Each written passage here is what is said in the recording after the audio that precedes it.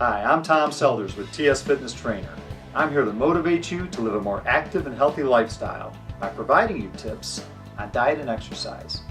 I look forward to our time together.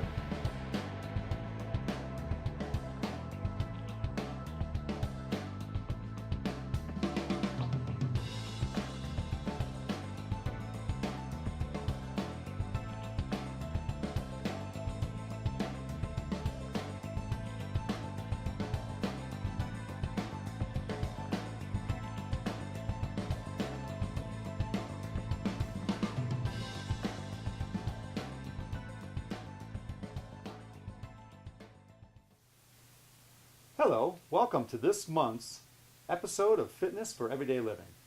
I'm again joined by Jordan Frank, who will demonstrate how to use the foam roller and the device he's holding in his hand. And this is the Mobility WOD Supernova roller. Excellent. And Jordan, what's the advantages of using a foam roller and a mobility ball? Sure. So when using either this here or using a foam roller, we're looking at utilizing self-myofascial release. And so what that essentially means is for any tissue restrictions that you have located in soft tissue, which includes muscle, tendon, fascia, anything like that, these restrictions are going to cause loss of range of motion, they're going to cause impairment issues, loss of normal function, and they can even lead to pain. And so by using these objects here, we can help break up these soft tissue dysfunctions or restrictions by rolling over them in a continuous motion.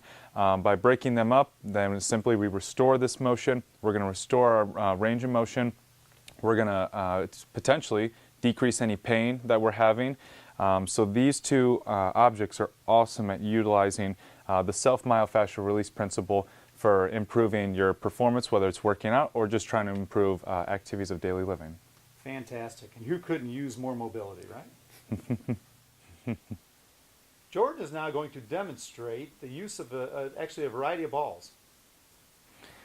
All right, so we have a golf ball here, we have a lacrosse ball, and then from the introduction we have the Mobility WOD Supernova. So these are all different shapes and sizes, all different contours, and as well they're all going to apply different pressures, and they're going to apply different, overall they're going to apply different effects when we're trying to utilize these here. So why I'm standing here and why I have these three spread out is we're going to go ahead and do the plantar fascia, the underside of our feet here. So the best thing to do when doing this is you want to be in a standing position.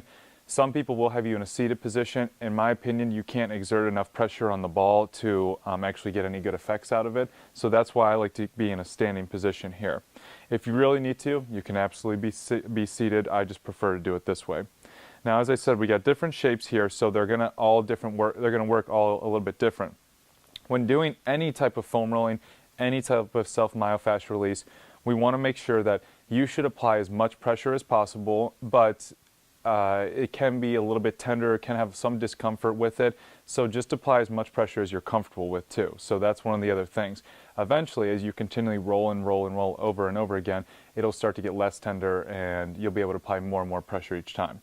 So the way I'm going to do this is basically here, this plantar fascia is this underneath tissue here that serves as connective tissue going all the way from our toes on, and then it kind of forms right into the calf muscle once it gets to the heel there. So we want to make sure that we maintain this tissue and make sure that's very supple and make sure that it can go through its motion and be able to stretch when we're going through our walking patterns or working out or whatever the case is. So again, I'm going to apply my foot right on top of that ball there, and I'm going to roll back and forth on it. And I'm going all the way from basically once where I start to get to those bones where it starts to turn in my toes, all the way to my heel. I'm just going back and forth here. Now you can also go side to side. Side to side starts to do something kind of like a little cross friction massage. And so from there, if we have any fibers that are kind of misaligned, we can again try to break them up. So right now I'm trying to apply as much pressure as I can on there, going back and forth, and you're going to do this for anywhere from 30 seconds to 2 minutes. There's really no research at this point that has determined the perfect amount of time when you're doing soft tissue work, so anywhere from 30 seconds to 2 minutes is appropriate. The advantage of using a golf ball is that it does not give at all, and it'll really, really dig in there, so you may not want to jump right into utilizing this one. While you're doing this, you may feel some sort of like crunchiness in there. That's known as crepitus, and those are kind of those fascial restrictions that we find within the tissue. That's totally normal, especially if you are inflamed or if you have any type of inflammatory condition. So again, I'm just digging back and forth. I'm trying to come on the inside of that arch. I'm trying to come on the outside of the foot as well, going back and forth on it. Now, this is just, as we said, a simple golf ball, so it doesn't cost a lot of money to have that, so it's very easy to use, and it's very cost efficient. The next one is a lacrosse ball. Again, we set up the same way. This is going to be maybe a little bit more comforting for people than to jump right into using the golf ball, just because it's so dense. But the lacrosse ball is the same thing. We set up, we can go to the toes, to the heel. We can go side to side as well. And again, I prefer standing over a seated position, but it's totally fine to do that. So we're just going back and forth on that one. And then if you do want to invest in this Mobility WOD Supernova, and these are definitely a little bit more expensive, but they are high quality products and they're not going to break down on you. You can do it the same way. Now, obviously, the only part that's not as great is because of how big it is. It takes up a lot of surface area. So the other two I like better for your feet. But if you do have like a softball, which is going to be the same size as this, a softball would work just as well. If you have a baseball would work well too. Again, I'm just rolling right over the top of that. I can go side to side, front to back. I'm not trying to rush through this. This is not a speed game. We just want to go ahead and kind of enjoy this process. It's more of a longer, sort of slow action. And so that's all we'll do. Again, 30 seconds to 2 minutes, and then you can switch over and do the other side. You don't have to be an athlete. You don't have to be training for anything just to be utilizing this or just to benefit from it. There's plenty of people that work on their feet for 12 to 14 hours a day, and we need to appreciate our feet and we need to take care of them. So one of the biggest things is, trying to do this as much as possible is really going to restore good tissue function so that you can work those long hour days. So you do not have to be just an athlete. You don't have to be training for anything to get a benefit from this. I probably get the most benefit just because I am on my feet all day training people and anyone for any job at all that have to be on their feet or whatever the case is. So this is great to use before work, after work, if you have break during work, whatever the case is. And they're very ergonomic to take with you. They're not going to take much space up in your bag. You can grab it with you, take it to work, roll for 30 seconds to a minute, and your feet are going to feel fantastic when you're done with it. Yeah, if you're traveling, you can throw it in your carry-on. Exactly. It's that simple. So the next one I'm going to do is for the calf muscle. And as I discussed earlier, that plantar fascia is going to wind up and come around that heel and start to turn right into our Achilles tendon, which is going to move right into our gastroc. And so all this tissue is one continuous motion. So I highly suggest if you are going to roll out your the underside of your foot, then you should also do the calf as well and appreciate that. So with this ball here, I can actually lift myself up a little bit more and really kind of just dig into that area. You don't have to completely have your butt off the ground when you're doing that. But I think when utilizing one of these balls, it's a little bit better than maybe using a foam roller. But foam rollers work just as well when you're doing this. And again, I can kind of break this up. Going side to side here, I can go up and down with it.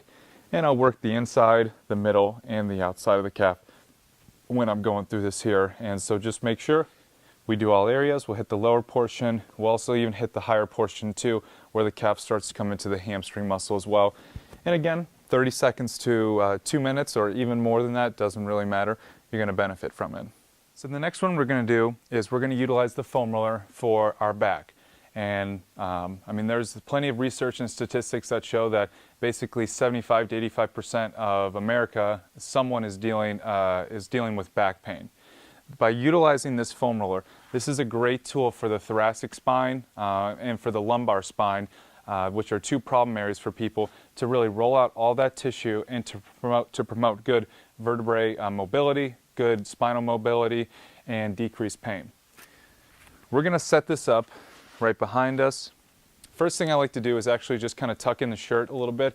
And the reason I have you do that is just because when you're going to start rolling your back, your shirt can get caught underneath the foam roller. So just from a pure ergonomic standpoint, it's just a little bit easier to do when you tuck your shirt in. From this part here, I'm just going to rest my back right on top of the foam roller. It doesn't really matter where you start because you're going to do the whole thing anyways. From here, I'm just going to roll back and forth, and right now this foam roller is kind of between my shoulder blades, and I'm going to roll all the way down just as much as you're comfortable with and return back to that position. You're trying to go as high as you can and as low as you can, but again, you don't have to achieve all of it on the first day. Just go as far as you can, up and down. And again, this is a nice slow process. Your back may pop or crack a little bit, totally normal. And this is a great one to do, especially when you wake up, just because you've been sleeping and your spine's kind of been in the same position. So before you go to work or whatever the case is, this is a great tool to use and a great one to do before you start your day. So Jordan, when is the best time to roll? Before or after a workout? Standpoint, there isn't a whole lot that says it should be one or the other, that one is better than the other. So basically, it's been adopted that do it before. There's plenty of personal trainers, there's plenty of strength and conditioning coaches that advocate utilizing this type of tissue prep, soft tissue work to kind of overall, as I said, just prep the body for activity. So we break up these restrictions, we promote relaxation of that muscle so that we can maximize a workout.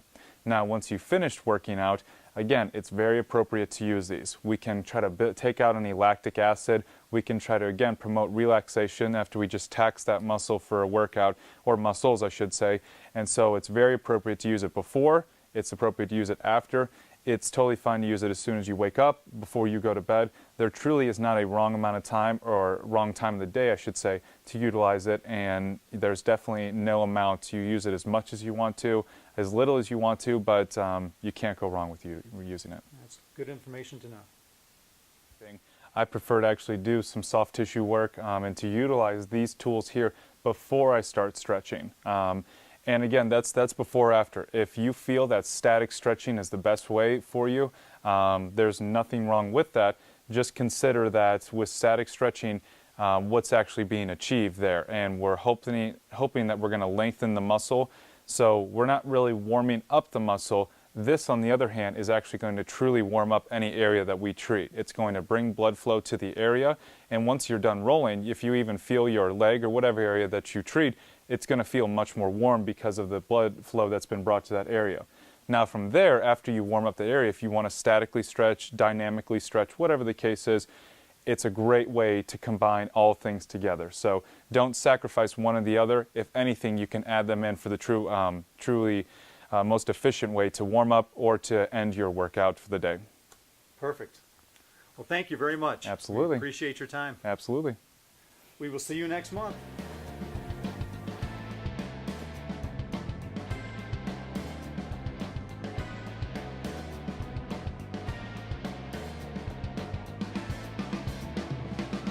I look forward to sharing more information with you in future episodes. Remember, keep moving.